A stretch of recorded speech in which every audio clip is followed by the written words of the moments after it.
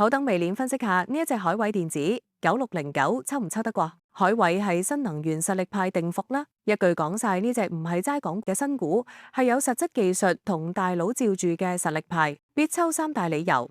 一食正條水到不得了，佢做嘅電容器薄膜就係用喺電動車、光伏、風電呢啲最 hit 嘅新能源領域。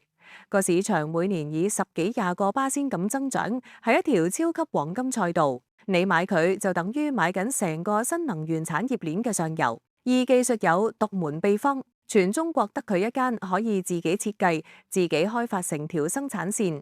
呢個就係佢最硬淨嘅護城河，唔使靠外國機，成本同技術自主權都揸係自己手，對手好難同佢鬥。三有真大佬撐腰。比亞迪唔單止係佢客，直頭係佢股東，呢個係最強信心嘅保證，等於話個終極用家都信佢，咁仲要落本投資，仲唔穩陣，都要醒定嘅風險。一，今年份成績表跌咁啲，2025年上半年個營收同盈利係按年跌咗，呢個係最大嘅扣分位，你要諗清楚，信唔信佢只係短期鬥氣，定係個勢頭真係唔對路。而獨沽一味風險，公司近八仔收入都靠電容器機膜，呢隻產品好嘅就好專注，壞嘅就係如果呢樣產品有乜嘢冬瓜豆腐，就會成間公司一齊坐艇。總結抽定唔抽？如果你係進取型或者穩陣中大進取嘅投資者，咁就抽啦。咁點解？因為佢個底實在太靚。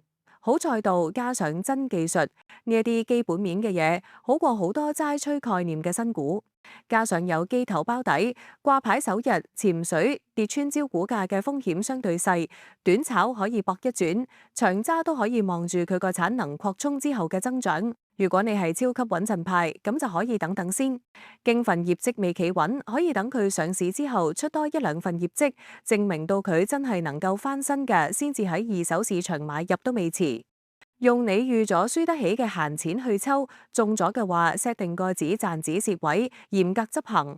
話晒而家個新股市場都仲係風雨飄搖，咩事都可以發生。咁仲有就係當然要 subscribe 我哋嘅頻道同埋 like 我哋條片。